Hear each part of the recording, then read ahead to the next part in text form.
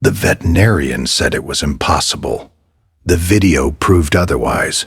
Nobody in the family had seen anything like it before. Not once in the years they had kept Snowbell, the Persian cat who had come into their home as a puppy and grown into something steady, watchful, and entirely their own. And yet, on an otherwise ordinary afternoon in their suburban family home, the animal began behaving in a way that Jennifer, a dental hygienist with years of professional training, could not categorize. Snowbell wouldn't stop circling. It started small. A restlessness around the edges of the room, pacing near the doorway, returning to stand near Ava, the 15 months old, then pacing again. Jennifer assumed it was heat, assumed it was boredom, assumed it was the sound of a garbage truck 3 streets over that she hadn't heard but the animal had. She told herself this because she was a dental hygienist, because she had professional frameworks for understanding behavior, because she had learned, over years of working with human beings in distress, that the most dangerous assumption is always the one that feels most reasonable. Ava sat on the living room carpet in a patch of afternoon light, utterly unbothered. The Persian cat planted itself 6 inches from the toddler's side and exhaled through its nose. 3 long, deliberate breaths, each one directed at the child's face.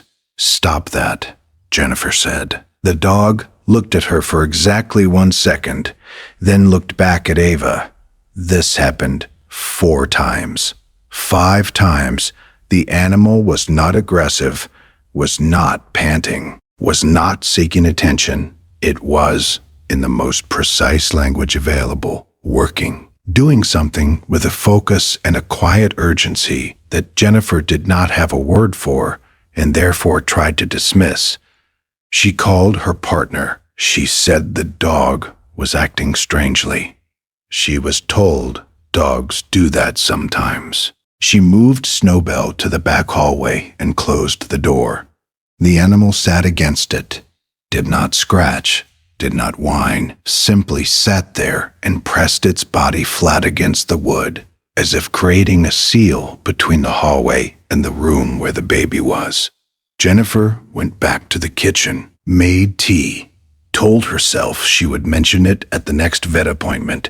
She did not mention it, because 18 minutes later, everything else erased the need. Ava had been quiet for 6 minutes, which Jennifer had registered as peaceful, when the sound from the baby monitor shifted.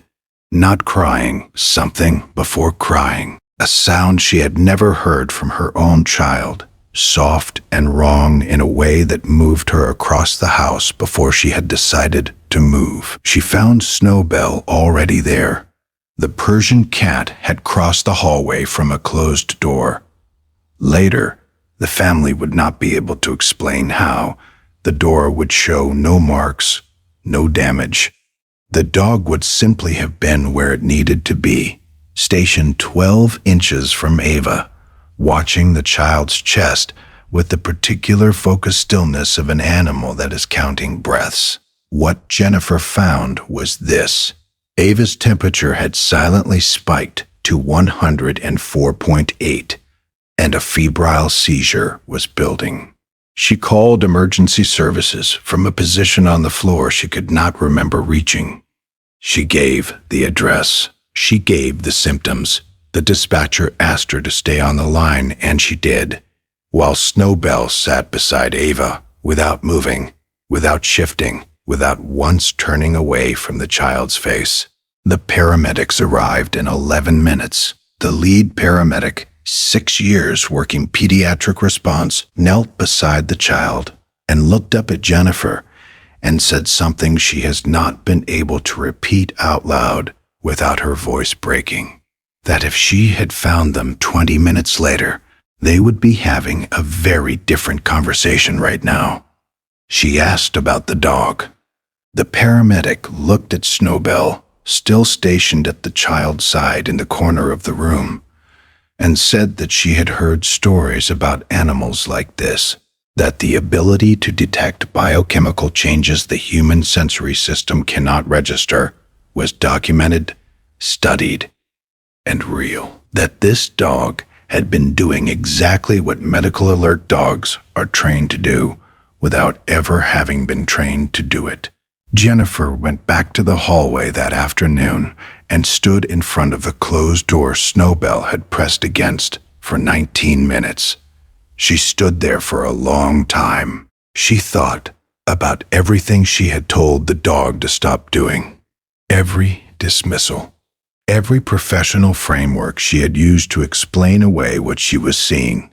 She thought about what it means to be trained in something and still missed the most important signal in the room. Snowbell found her there, pressed its forehead against her knee, and that was all. The family has not moved the dog's bed since. It sits at the foot of Ava's mattress now, in a room with a working monitor, a charged phone on the nightstand, and a Persian cat who no longer has to press against any closed door. If this story moved you, there are more where it came from. Subscribe. Which animal in your life would you trust with everything?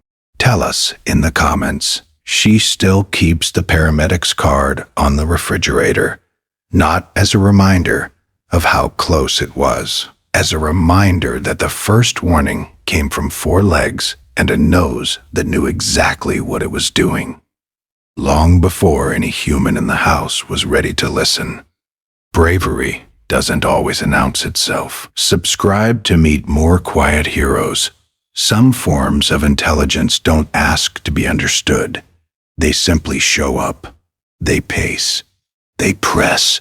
They plant themselves between the danger and the child, and they wait for the world to catch up. The ending of this story has one more layer nobody knew about. Don't miss it.